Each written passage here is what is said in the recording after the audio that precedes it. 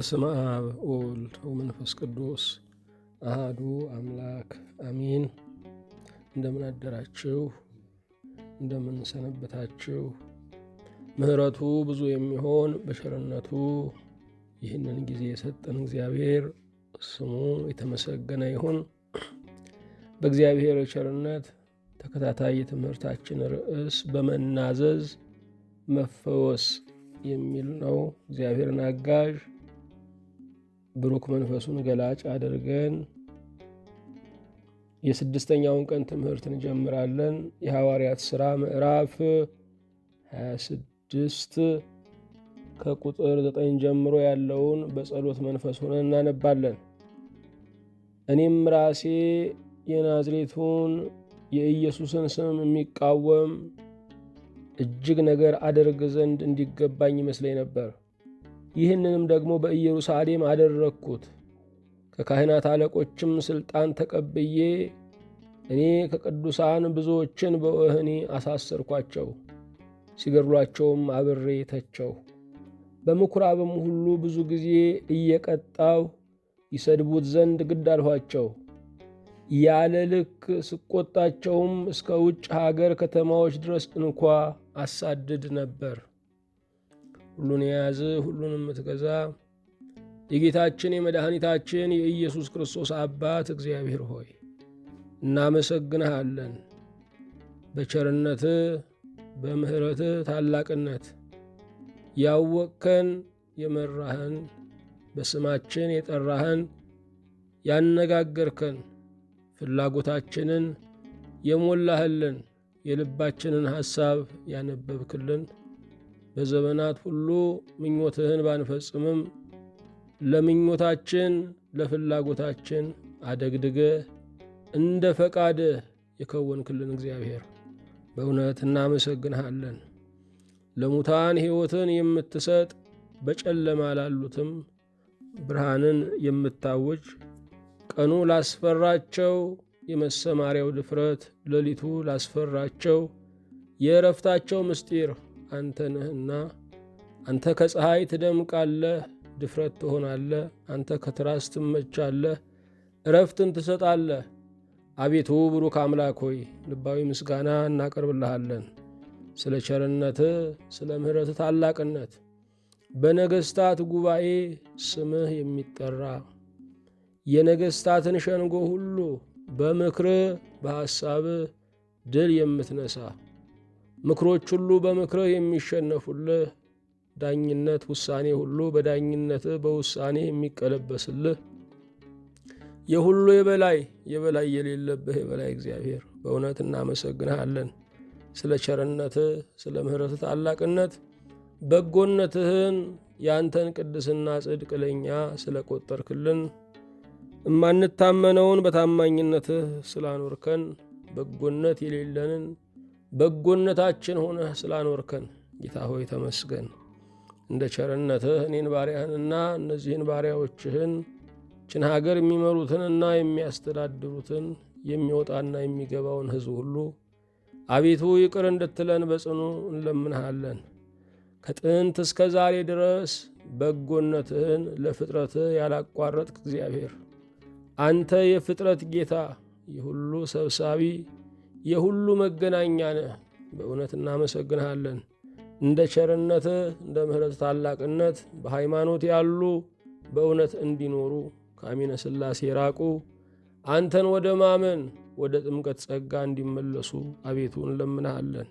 የታመሙ እንዲድኑ ያጡ እንዲያገኙ ተስፋ የቆረጡ ወደ ተስፋ እንዲመለሱ ሞት የሚያንዣብብባቸው በሕይወት አዋጅ ሕይወታቸው ጸንታ እንድትቆም አሁንም በጽኑ እንጠይቀሃለን። ተወዳጅ እግዚአብሔር ሆይ እንደ ቸርነትህ ወገን ላጡ ወገን፣ ተከራካሪ ላጡ አንተ ተሟጋች፣ ዳኛ ላጡ ዳኛቸው እንድትሆን የምስኪኖች ረዳት የሙት ልጆችም ደግሞ ሰብሳቢ የድሃ አደጎችም ደግሞ ደጋፊ እንድትሆን ባልቴቷን መበለቲቱን ጧሪ ያጡትን ሁሉ በቸርነትህ እንድታስታውስ በስደትና በምርኮ መሪር በሆነ አገዛዝ የተያዙትን ነፃ እንድታወጣ አቤቱን እንለምንሃለን። ይህንንም አገልግሎታችንን አንተ እንድትባርክ ከአገልግሎታችን ጋር ጸጋ፣ ኃይልህ፣ ሞገስህ ከእኛ ጋር እንዲሆን አምላካችን እግዚአብሔር ሆይ በፊትህ በቆምን ጊዜ እንድናስባቸው አደራ ያሉን ሁሉ በአንተ የታሰቡ በምትሰራበትም ቀን ገንዘቦችህ እንዲሆኑ በጽኑ እንጠይቀሃለን። በረከተ አብ፣ በረከተ ወልድ፣ በረከተ መንፈስ ቅዱስን አቤቱ አሳድርብን። ሀገሩን ከጥፋት ሕዝቡን ከመከራ ሰውርልን።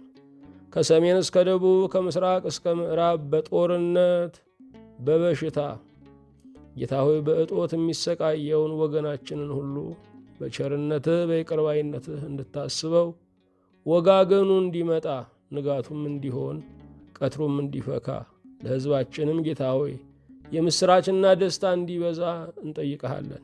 ለዓለም መንግሥታትና ሕዝቦች ሁሉ ሰላምን እንድትሰጥልን በዚህ ሰዓት ለሚጨነቁ ሕዝቦች በጦርነት ላሉ ሁሉ ደግሞ ሰማያዊና ምድራዊ በረከትህ እንድትደርስላቸው በጽኑ እንጠይቀሃለን። በጌታችን በመድኃኒታችን በኢየሱስ ክርስቶስ በእርሱ ያለ ክብር ጽን ላንተ ይገባሃል።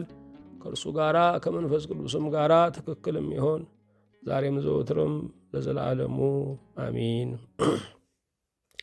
የእግዚአብሔር የአምላካችን ስሙ የተመሰገነ ይሁን። በእግዚአብሔር ቸርነት የትምህርታችን ርዕስ በመናዘዝ መፈወስ የሚል ነው። የታመመ ሁሉ ከበሽታው ለመዳን ቀጠሮ አይፈልግም። ዛሬ መዳን እፈልጋለሁ ይላል። ዛሬ መድኃኒቱን ማግኘት እሻለሁ ይላል። በሥጋ የታመሙ የመዳን ቀን ዛሬ እንዲሆንላቸው ይፈልጋሉ። በኃጢአት የታመሙ ሰዎች ግን የመዳን ቀናቸውን በጡረታ ላይ የመዳን ቀናቸውን ወደ ሞት ሊጓዙ ደቂቃ ሲቀራቸው መከወን ይፈልጋሉ። ንስሐ ግን ዕድል በመሆኑ በማንኛውም ሰዓት ልናደርገው የምንችለው ነገር አይደለም። ንስሐ ዕድል በመሆኑ ከሞት ጋር ስንፋጠጥ ወዲያውኑ የምንወስደው አማራጭ የብልጠትም ከዊን አይደለም።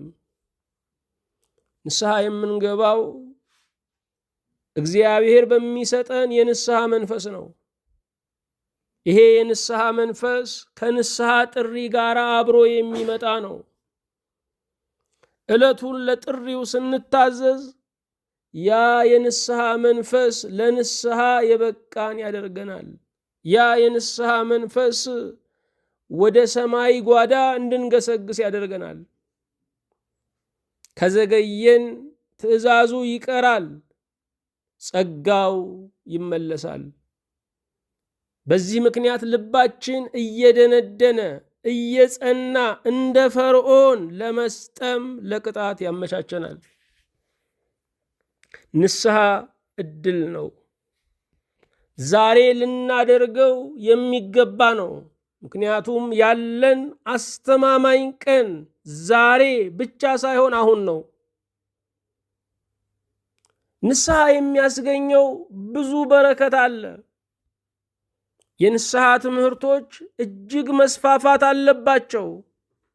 የንስሐ ትምህርት በሰፊው መሰጠት አለበት። እጅግ ጥልቅ የሆነ ዓለም ነው። መቼም ዓለማችን በወንጀል እየታወከች ከሆነ ንስሐ ያስፈልጋታል ማለት ነው። የብዙ ሀገራት ከፍተኛ ወጪያቸው የወታደራዊ እንቅስቃሴዎች፣ የደህንነት ስራዎች ላይ የሚውል ነው። እነዚህ ሁሉ ከኃጢአት ጋር የተያያዙ ናቸው። የሰው ልጅ ታማኝ ቢሆን እርስ በርሱ ስጋት ባይሆን የደህንነት ስራዎች አያስፈልጉም። የጦር መሳሪያዎች አያስፈልጉም። ንስሐ የዓለምን ሀብት ከመባከን የሚያድን ነው። ቅድስና የዓለምን ሀብት ከመባከን የሚያድን ነው። ኃጢአት የሰውን ሁለንተና ነው የሚጎዳው። ሕይወቱን፣ ቤተሰቡን፣ አገሩንም ነው የሚጎዳው። በዛው መጠን ደግሞ መመለስ፣ ንስሐ መግባት ራሱን ያድናል፣ ቤተሰቡን ያድናል፣ ሀገሩንም ያድናል።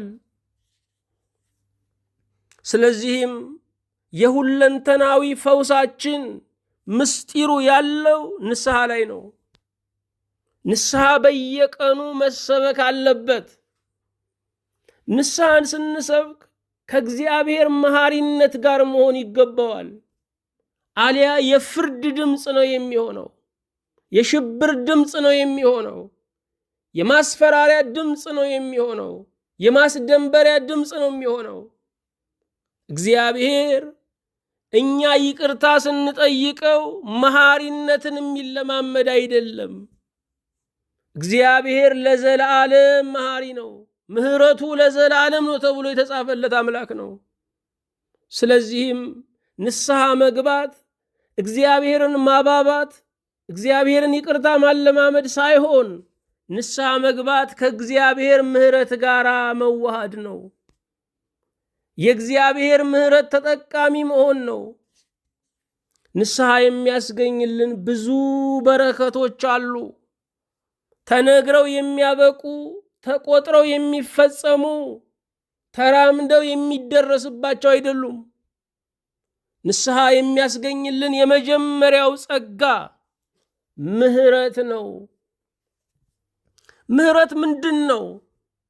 ምህረት አንድን የተራበን ሰው ማጥገብ፣ አንድን የተራበን ሰው ማርካት፣ አንድን የታረዘ ሰው ማልበስ ነው።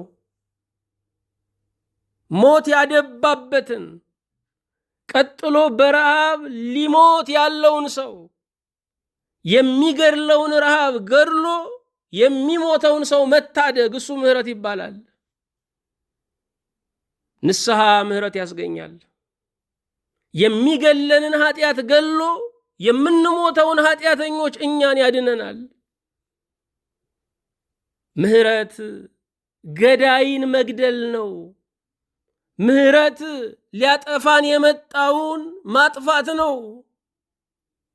ምህረት ሞት የታወጀበትን በሕይወት ማኖር ነው። ሁለተኛው የምህረት ፍቺ ምንድን ነው?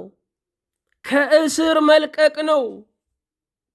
ያለ ወቀሳ ያለ ከሰሳ ከእስር መፍታት እሱ ምህረት ይባላል። ኃጢአት ትልቁ የዓለማችን እስር ቤት ነው። በዓለም ላይ ብዙ አስከፊ እስር ቤቶች እንዳሉ እንሰማለን። አንዳንድ ሀገራት በሀገራቸው ላይ ያንን እስር ቤት ለመትከል ተሰቅቀው ደሴት ተከራይተው እሰው ግዛት ውስጥ እስር ቤት ያቋቁማሉ። የተለያዩ የሚፈልጓቸውን ሰዎች የሚቀጡባቸው አሰቃቂ ቅጣቶች አሉ። ኃጢአት ከዚያ በላይ ከደሴት እስር ቤት በላይ ከአሰቃቂ የመቅጫ ዘዴዎች በላይ የሚያስር የሚያሰቃይ ነው። ከዚህ የምንወጣው በንስሐ ነው። ስለዚህ ንስሐ ከእስር መፈታት ነው።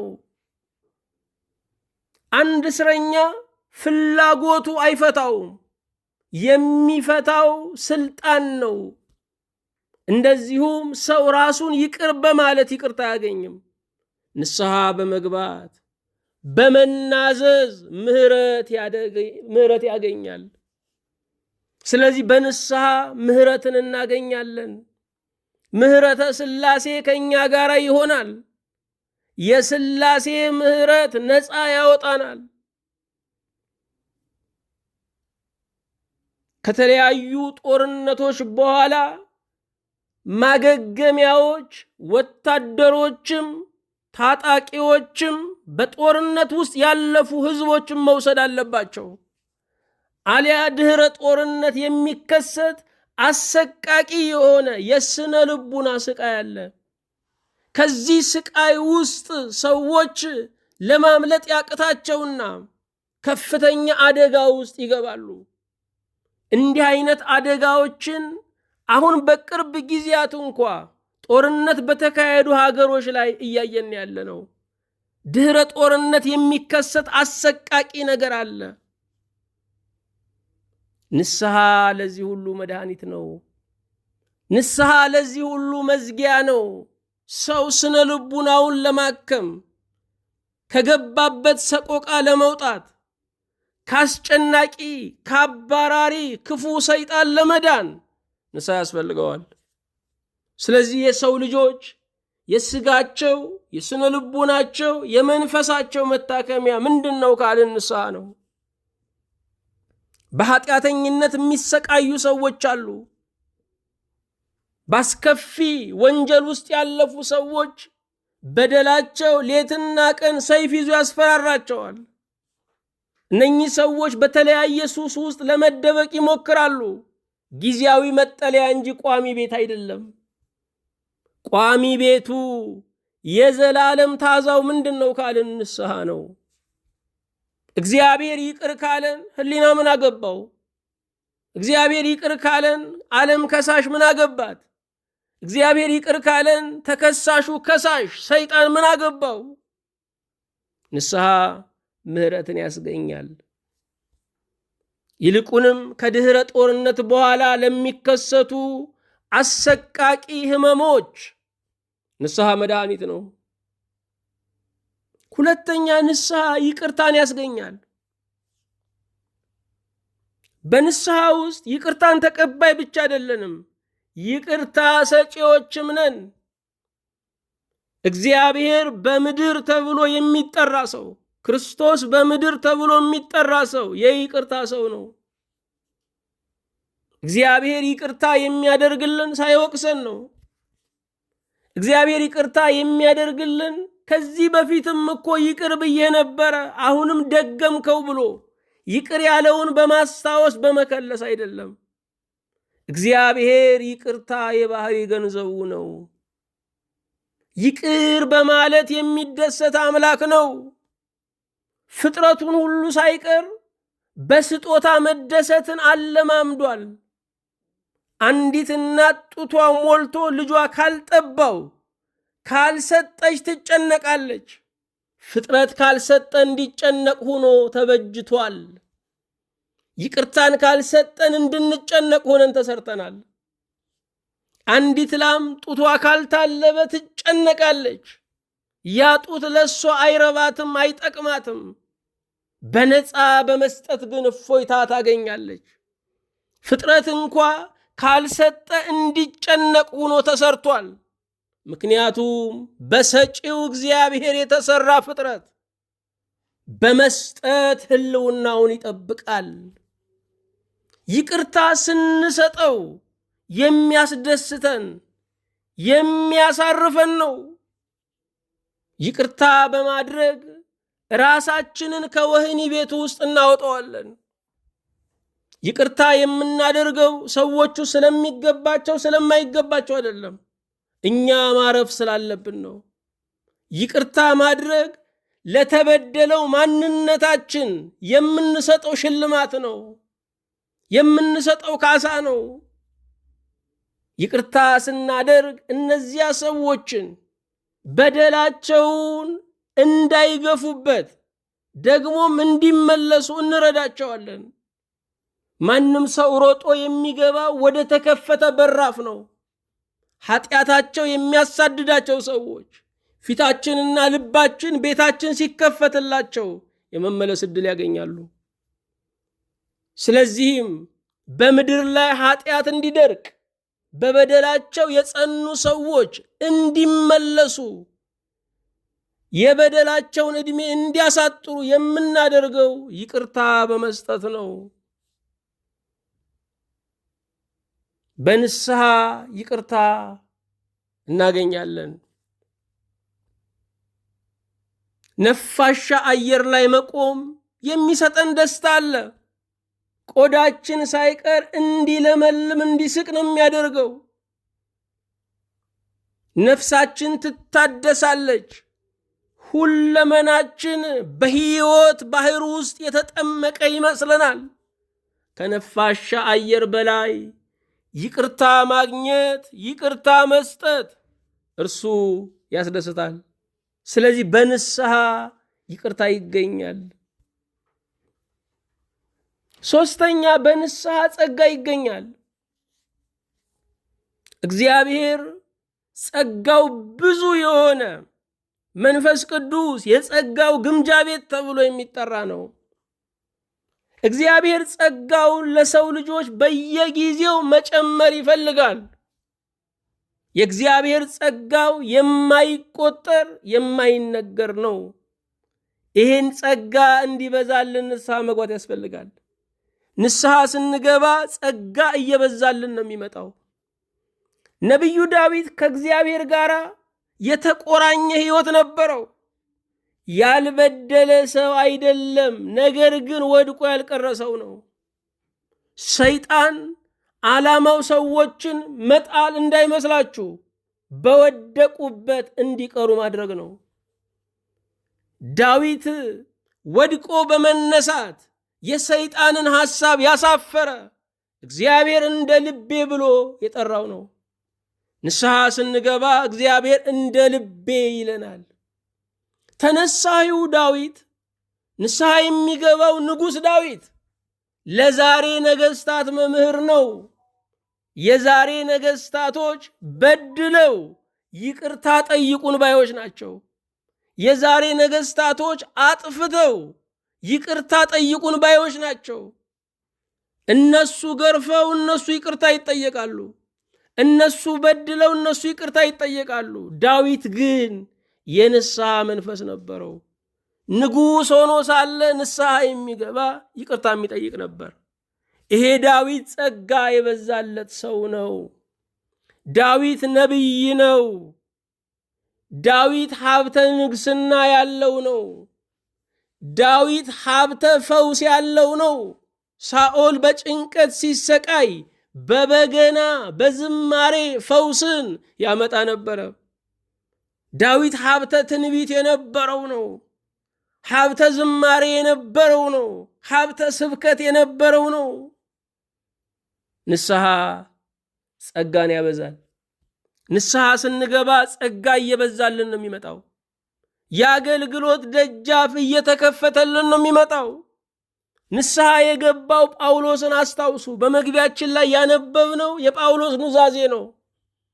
በአደባባይ የሰራውን ኃጢአት በአደባባይ ሲናዘዝ በሐዋርያት ሥራ ምዕራፍ 26 ላይ እናነባለን።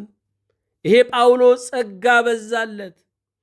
ዛሬ በዓለም ላይ ያሉ አብያተ ክርስቲያናት በጳውሎስ የተቋቋሙ ናቸው። በጳውሎስ የተመሰረቱ ናቸው። የግሪክ አብያተ ክርስቲያናት፣ የሮማ አብያተ ክርስቲያናት፣ በዛሬዋ ቱርክ ውስጥ ያሉ አብያተ ክርስቲያናት፣ የቁስጥንጥንያ አብያተ ክርስቲያናት፣ የአንጾኪያ አብያተ ክርስቲያናት የጳውሎስ የአገልግሎቱ ትርፍ ናቸው። ሰው ጸጋ ካልበዛለት እንኳን ሊያሳምን ራሱም አያምንም። አምኖ አይላፋትን ያሳመነ ጳውሎስ በንስሐ ጸጋ በዝቶለት ነው። ንስሐ ስንገባ እግዚአብሔር ጸጋን ያፈስልናል። በጸጋ ላይ ጸጋ ይጨመርልናል።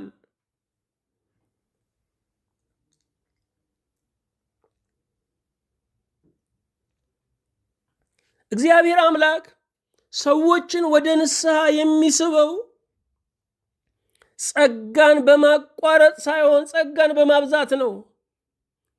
ሰዎች ሲበድሉን የምናደርግላቸውን ስጦታ ድጎማ እናቆማለን። በማቆም ከጥፋታቸው እንዲመለሱ ጥረት እናደርጋለን። እግዚአብሔር ግን ስንበድል የበለጠ ጸጋ ይጨምርልናል። ለምን ስንል ለንስሐ የሚያበቃን ጸጋን በመጨመር ነው። እንዲህ እየበደልኩት ይህንን ያህል ካደረገልኝማ ብለን ንስሐ እንድንገባ እንድንመለስ ከስህተት መንገዳችን ቆም ብለን እንድናስብ ነው። እግዚአብሔር ንስሐ ለሚገቡ ጸጋን ይጨምራል። ብዙ ሰው ጸጋ እንዲበዛለት ይጸልያል። ጸጋ እንዲበዛለት ይከጅላል። ጸጋ እንዲበዛለት ባለጸጎችን፣ ጸጋ ያላቸውን ሰዎች ይጠጋጋል። ጸጋ የሚበዛው፣ ጸጋ የሚጨመረው፣ ጸጋ የሚለቀቀው በንስሐ ነው። የእግዚአብሔር ጸጋ ክፉውን ዓለም የምናሸንፍበት ኃይል ነው። የእግዚአብሔር ጸጋ ከኃጢአት አረንቋ ውስጥ ወጥተን በእውነት ዓለት ላይ የምንቆምበት ነው። የእግዚአብሔር ጸጋ ብዙዎችን ከጉድጓድ ለማውጣት እጃችንን የምናጸናበት ነው። ጸጋ ያስፈልገናል። ያለ ጸጋ ኃላፊውን ዘላለማዊውን ዓለም መውረስ አንችልም። ጸጋ የሁለት ዓለም ገዢ ነው የሚያደርገን። ይሄ ጸጋ የሚገኘው በንስሐ ነው። ብዙ ጊዜ ሲነገር እንደምንሰማው ሰውን ሰው ያደረገው ስራ ነው ሲባል እንሰማለን። ሰውን ሰው ያደረገው ንስሐ ነው። ሰውና ሰውን የሚያገናኝ ምን ይመስላችኋል? ውሃ ነው። ባንታጠብ ባንጸዳ ሰውና ሰው መገናኘት አይችልም። ራሳችንንም እየጠላ ነው የምንመጣው። ያ የንስሐ ውሃ፣ ያ የምህረት ውሃ፣ ያ የይቅርታ ውሃ ሰውና ሰውን የሚያገናኝ ነው። በንስሐ የሚገኘው አራተኛ በጎ የመስራት አቅም ነው። በጎነት አቅም ይፈልጋል። በዓለም ላይ ጠንካራ ሰው የምንለው በጎ ለመስራት የሚችል ነው። ለመስጠት የሚችል ሰው፣ ይቅርታ ለማድረግ የሚችል ሰው፣ በምህረት የሚያልፍ ሰው፣ ነገሮችን በቀና የሚያይ ሰው፣ ትዕግስተኛ ሰው፣ በሁሉ ነገር ውስጥ እግዚአብሔርን ማየት የሚችል ሰው፣ ፍርሃትን ያሸነፈ ሰው፣ እሱ ጠንካራ ሰው ነው። በጎ ለመስራት አቅም ይፈልጋል። በጎ የምንሰራበት አቅማችን ንስሐ ነው። ንስሐ ላለፈው በደላችን ድንበር ነው። ንስሐ ለአዲሱ በጎነታችን ለአዲሱ ሕይወታችንም መነሻ ነው። አንድ ነገር ሲያልቅ አንድ ነገር ይጀምራል። የኃጢአት ጉዞ ሲጠናቀቅ የጽድቅ ጉዞ ይጀምራል። የእግዚአብሔር ዓላማው ክፉ ነገርን እንድናቆም ብቻ አይደለም፣ በጎ እንድንሰራም ነው። የእግዚአብሔር ዓላማው ኃጢአትን መተው ብቻ አይደለም፣ ጽድቅን መከወንም ነው። ክርስትና የምንለው ክፉ የማይሰሩ የጨዋዎች ስብስብ አይደለም፣ በጎ የሚያደርጉ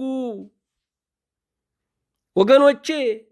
እኛ እንማራለን፣ ሌሎች ይተረጉማሉ። እኛ እናስተምራለን፣ ሌሎች ይተረጉማሉ። ብዙ የእርዳታ ተቋማትን ተመልከቱ። በዲያቆን የሚመሩ አይደሉም፣ በቄስ የሚመሩ አይደሉም። ብዙ የእርዳታ ተቋማት በምዕመናን ሰብአዊነት ባላቸው ሰዎች፣ እዚህ ግባ በማይባሉ ሰዎች የሚመሩ ናቸው። እኛ የምናነበው እነሱ ይተረጉማሉ። እኛ የመጨረሻው ቀን ጥያቄ ብራብ አብልታችሁኛል፣ ብጠማ ጠጥታችሁኛል፣ ብታረዝ አልብሳችሁኛል ነው የሚለው እንላለን። እኛንን የምናነበው፣ የሚተረጉሙት ሌሎች ናቸው። በንስሐ ውስጥ በጎ የመስራት አቅም አለ። ዛሬ በጎ መስራት በክርስትና ውስጥ እየተሰበከ አይመስልም። ሰዎች ወደ እግዚአብሔር ቤት የሚሄዱት በጎ የመስራት ዝርዝር መርሃ ግብርን ለመቀበል ነው። የሥራ ዝርዝሮችን ለመቀበል ነው ወደ እግዚአብሔር ቤት የምንሄደው። የእግዚአብሔር ቤት ማለት የጦር ካምፕ ነው። የእግዚአብሔር ቤት ማለት ለጦርነት የምንሰናዳበት፣ ክፉን ዓለም የምናሸንፈውበትን ስልት የምንቀበልበት ነው። መዋጊያው የሥራ ቦታችን ነው። ትዳራችን ነው። መንደራችን ነው። ማህበራዊ ኑሯችን ነው። ሀገራችን ነው። ራእያችን ነው። ከእግዚአብሔር ቤት ውስጥ የኑሮ ስልትን፣ ከእግዚአብሔር ቤት ውስጥ ያካሄዳችንን የመንገዳችንን ፍጻሜ መመሪያውን ነው የምንቀበለው። ቤተ ክርስቲያን የሥራ ዝርዝር እየሰጠችን ነው ምትልከን። ስለዚህ ቤተ ክርስቲያን ደርሶ የመጣ ሰው ለትዳሩ መልካም መሆን አለበት። እግዚአብሔር የመከረው ሰው ለጎረቤቶቹ መልካም መሆን አለበት። ቤተ ክርስቲያን ለአንድ ሰዓት ጨዋ፣ ሳምንት ሙሉ ግን ረባሽ ሰው መሆን አይገባም። ሳምንት ሙሉ ቤተ ክርስቲያንን የሚሳለም፣ ሳምንት ሙሉ ግን ሰፈሩን ቀየውን የሚያውክ መሆን የለበትም። በንስሐ በጎ የመስራት አቅም እናገኛለን። ንስሐ ስንገባ መልካም ለመስራት ባለ አቅም እንሆናለን። አምስተኛ ንስሐ የሚያስገኘው ተቀባይነት እናገኛለን። ተቀባይነት እናገኛለን።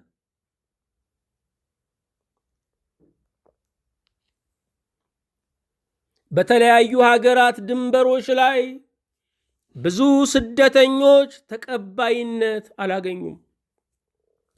ወደ ሀገር ውስጥ ከገቡ በኋላም ጉዳያቸውን በሚከታተለው መስሪያ ቤት ጥገኝነታቸው ተቀባይነት አላገኘም። ስለዚህ ይጨነቃሉ፣ ይረበሻሉ፣ ይታወካሉ፣ ጸልዩልኝ ይላሉ። ተቀባይነት አለማግኘት ሕመም አለው።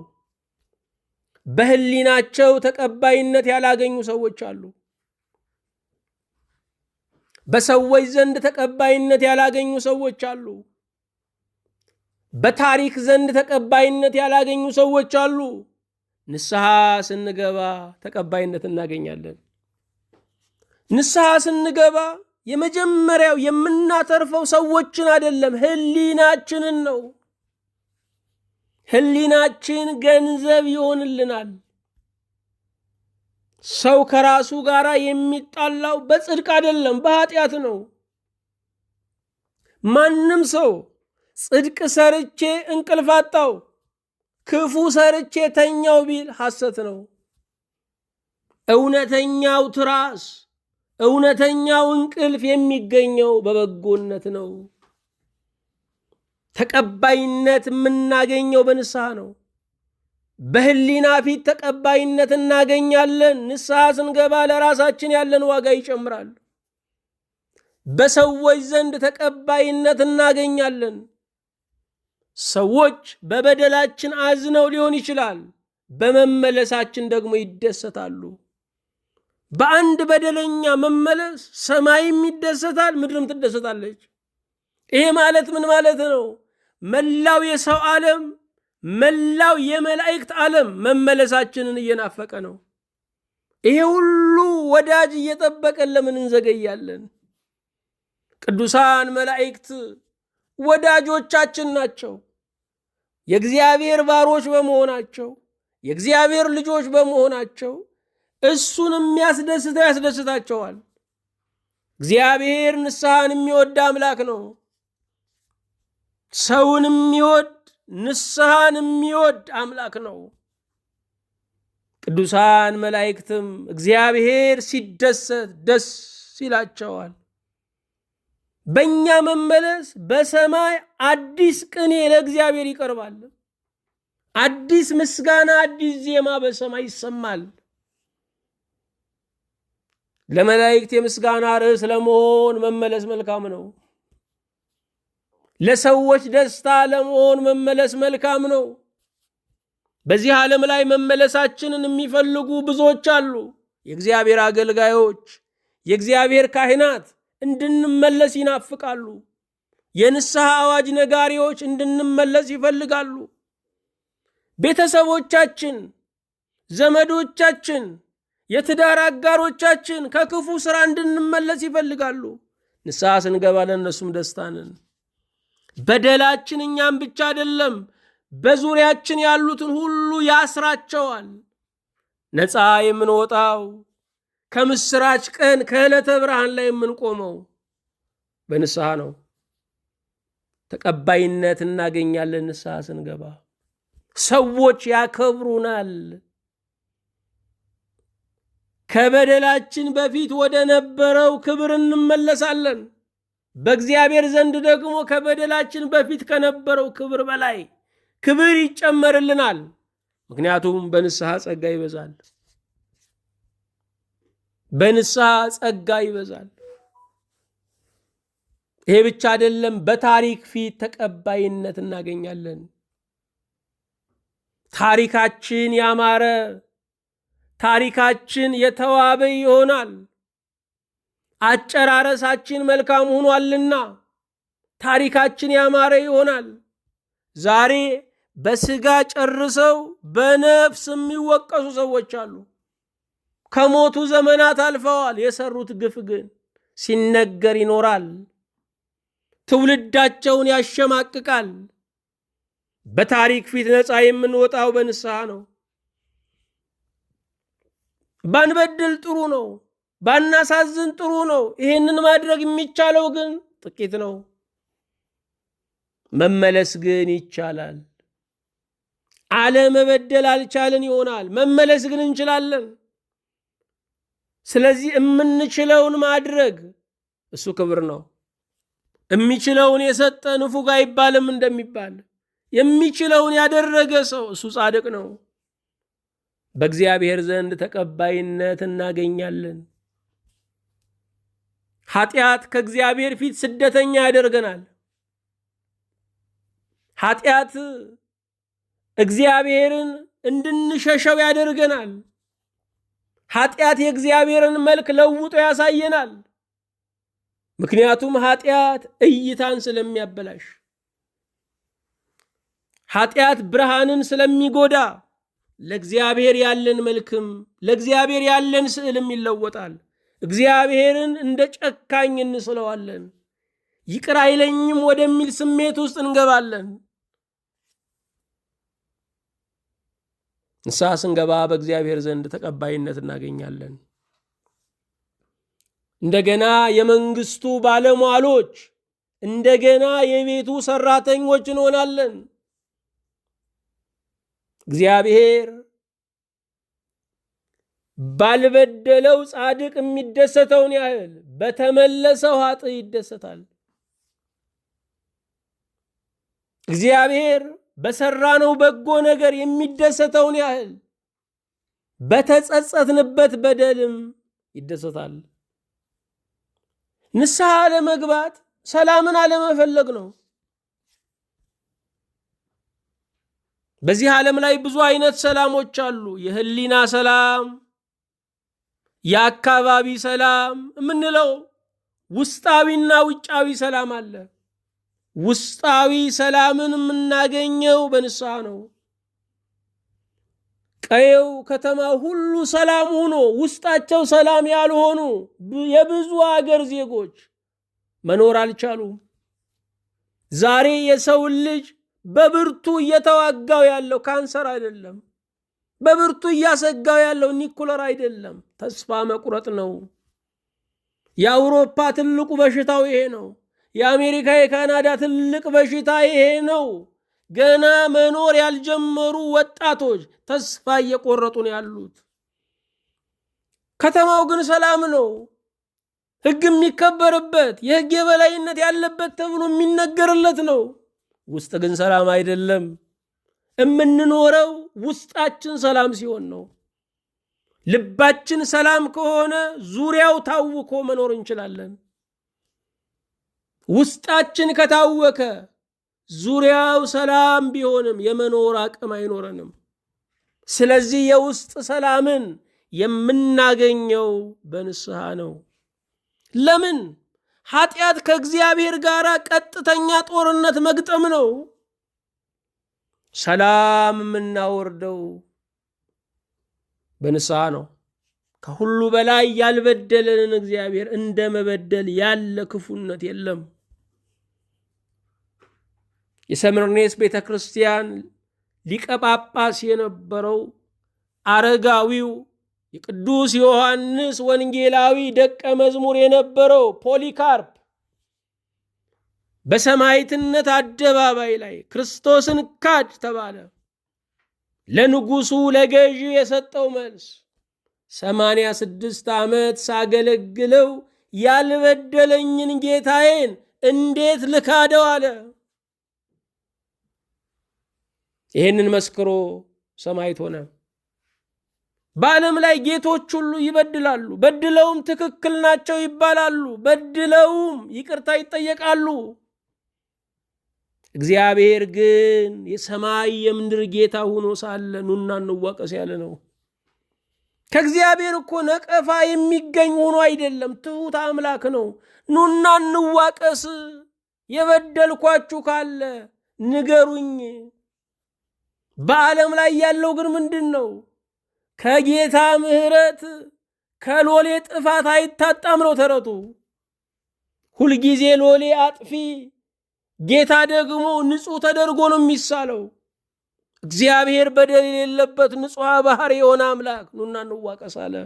ትሑት አምላክ ነው። ትሑት አምላክ ነው። አዎ ከዚህ ጌታ ጋር እንዴት እንጣላለን? ያልበደለንን ጌታ እንዴት እናሳዝናለን? መመለሻው ንስሐ ነው። በኢሳይያስ 48 ቁጥር 22 ላይ ለክፉዎች ሰላም የላቸውም ይላል እግዚአብሔር። ሰዎች አጊጠው ስለወጡ ሰላም ናቸው ብለን ማሰብ የለብንም። ሰዎች ተቀባብተው ስለታዩ ፊታቸው ጥርት ስላለ ሰላም ናቸው ማለት አይደለም። እንደውም የቅባት ብዛት የሁከት መሸፈኛ ነው። የጌጥ ብዛት የተተረማመሰው ቤት መሸፈኛ ነው። ሰላም የእግዚአብሔር ጸጋ ነው። ሰላም የአቅም የችሎታ ቢሆን ኖሮ ነገስታትና ባለጠጎች ተኝተው ያድሩ ነበረ። ጣር እንደያዘው ሰው በኩለ ሌሊት በር ሰብረው ነው የሚወጡት። ዛሬ እንቅልፍ ያለው የዓለም ሀብታም ማን ነው? በኩለ ሌሊት ፋብሪካውንና ተቋሙን ሲጎበኝ ነው የሚያድረው። ደሞዝ የማይከፈለው ዘበኛ ነው የሆነው። ገንዘብ የወለደ እንቅልፍ የለውም። ልጅ የወለደ ይተኛል፣ ገንዘብ የወለደ አይተኛም ይባላል። የዓለም ባለጠጎች መግዛት ቢችሉ የሚገዙት ሰላምን ነበረ። ብዙዎቹ ሰላሜ ይመለስ ገንዘቡን ይውሰድልኝ ብለዋል። ሰላም ከእግዚአብሔር ጋር በመስማማት የምትገኝ ናት። ወገኖቼ መንግሥተ ሰማያት አዲስ አበባ መኖሯን የምናምነውን ያህል እንዳለች እርግጠኞች ነን። መንግሥተ ሰማያት ባትኖር እንኳ ለምድራዊ ኑሮ ሰላም፣ ለምድራዊ ኑሮ ሰላም፣ ለቤተሰብ ዋስትና ከእግዚአብሔር ጋር መስማማት አስፈላጊ ነው። ንስሐ መግባት አስፈላጊ ነው። ጽድቅ አስፈላጊ ነው። የጽድቅ ሕይወት ለምድራዊ ኑሯችንም እጅግ አስፈላጊ ነው። ከጎረቤት ጋር በሰላም ለመኖር፣ ከመንግስት ጋር በሰላም ለመኖር የጽድቅ ሕይወት አስፈላጊ ነው። የጽድቅ ሕይወት የማይሸልመን ቦታ የለም። በየሰዓቱ በየጊዜያቱ ነው የሚሸልመን። በዕለተ ምጽአት አይደለም የጽድቅን ዋጋ የምናገኘው። ዛሬ አይምሯችን ሰላም ነው። ዛሬ ቀኑ አይውልብንም፣ እንውልበታለን። ቀኑን እናዘዋለን። የንስሐ ሕይወት ሰላም ይሰጣል። ለክፎች ሰላም የላቸውም። ክፎች ሰላም እንዳላቸው ያስመስላሉ፣ ሰላም የላቸውም። ውስጣቸው ሲናጥ ነው የሚኖረው። በብዙ መጠጥ ነው የተሸፈነው፣ በብዙ ሱስ ነው የተሸፈነው፣ በብዙ ጌጥ ነው የተሸፈነው። ለክፎች ሰላም የላቸውም ያለው እግዚአብሔር ነው። ልብ አድርጉ። የትኛውንም ኃጢአት ሰርተን ወዲያውኑ ፀሐይ አትጨልምም፣ ጨረቃ ደም አትመስልም። በበደልን ሰዓት የሚወሰድ አንድ ጸጋ አለ፣ እሱ ሰላም ይባላል። መታወክ እንጀምራለን። እግዚአብሔር በበደልን ሰዓት ሰላሙን የሚወስደው ለምንድን ነው? ቆም እንድንል፣ የአደጋ ቀጠና ውስጥ የፈንጂ ወረዳ ውስጥ እንዳለን እንድንረዳ ነው። እግዚአብሔር የንስሐ መንፈስን የሰላም ጸጋውን ያድለን። እንቀጥላለን። ክብሩ ለአምላካችን ለእግዚአብሔር፣ በረከቱ ለእኛና ለሕዝባችን ይሁን። አቤቱ ጌታችን ሆይ እናመሰግንሃለን። ከልባችን እስከ አደባባይ ድረስ መንገዳችንን ሁሉ አንተ ታሰማምራለህ። ከልደታችን እስከ ሞታችን ድረስ የሕይወታችን ምዕራፎች አንተ ትቆጣጠራለህ። ጌታችን ሆይ በእውነት እናመሰግንሃለን። ወደ አንተ የመጣንባት ቀን እጅግ የተባረከች ቀን ናት። ለንስሐ የበቃንባት ቀን እጅግ የተመረጠች ቀን ነች። ከልደታችን ቀን ይልቅ እጅግ የምታስደስት ናት። ጌታ እግዚአብሔር ሆይ እንደ ቸርነት ይህንን ስላደረክልን እናመሰግናለን። የሁሉ ጌታ እግዚአብሔር ሆይ እንደ ቸርነት ዛሬም ሰዎችን የሚጥሉ፣ ሰዎችን የሚንቁ፣ በሰዎች ሞት ላይ በሬሳ ላይ የሚኖሩ ወደ ንስሐ እንዲመለሱ የንስሐ መንፈስና ጸጋን እንድታድላቸው አቤቱ እንለምንሃለን። ጌታ እግዚአብሔር ሆይ እንዴት ሟች የሰው ልጅ በሰው ላይ ሞት ይፈርዳል? እንዴት የሞት ቀጠሮ ያለበት የሰውን ሕይወት ለማሳጠር ይሯሯጣል? እንዴት ሁሉን ጥሎ የሚሄደው የሰው ልጅ ቀምቶ ዘርፎ ባለጠጋ ለመሆን ይሻል? አቤቱ ጌታችን ሆይ ማስተዋልን፣ ዕውቀትን፣ ጥበብን እባክህ አድለን። የምድር ዘመናችንን ከአንተ ጋር በሰላም አስፈጽመን። ከተማን ከመግዛት ራስን መግዛት ይበልጣል። ራስን በመግዛት ጸጋ ዛሬ እንድትባርከን እምንናገረውን መጥነን እምናደርገውን ለመንፈስ አስገዝተን ሁሉን እግዚአብሔር እንደሚያየን ሆነን እንድናከናውን ጸጋህን አብዛለን። የሁሉ ጌታ እግዚአብሔር ሁሉን ሰጥተህናል። የጎደለብን ነገር የለም። ሕይወትና እስትንፋሳችን ዛሬም በአፍንጫችን ላይ ነው። የዘመናት ቅዱስ እግዚአብሔር ሆይ በቀን ላይ ቀን ስለጨመርክልን ባለጠጋ በገንዘቡ ባለስልጣን በኃይሉ በስልጣኑ የማያገኛትን እችን ብርሃን ስላቀዳጀህን ከመኖር በላይ ሹመት ኒሻንም የለምና ጌታ ሆይ ተመስገን። እንደ ቸርነት አሁንም ባሪያዎች እንዲሆንልን እምንከጅለውን እንደ ፈቃድ ፈጽምልን። በምትሰጠን ሁሉ አንተን የምናከብርበት ወንጌልን የምናስፋፋበት ለሚድኑት ለጠፉት ሁሉ የምንደርስበት እንዲሆን እንማጸናለን። ሰላማዊ ቀን እዘዝልን። ሀገራችን ኢትዮጵያን ሕዝቧን ከመከራ ከችግር ከውድቀት አቤቱ ጠብቅልን። ለዓለም ሁሉ የምህረት ፊትህን እንድትመልስ ያዘነ እንዲጽናና ተስፋ የቆረጠ ወደ ተስፋ እንዲመጣ የምድር ዘመኑ ሁሉ በአንተ ያማረ የተጌጠ እንዲሆን እንጸለያለን። በጌታችን በኢየሱስ ክርስቶስ በእርሱ ያለ ክብር ጽን ለአንተ ይገባሃል። ከእርሱ ጋር ከመንፈስ ቅዱስም ጋር ትክክል የሚሆን ዛሬም ዘውትርም ለዘላለሙ አሚን።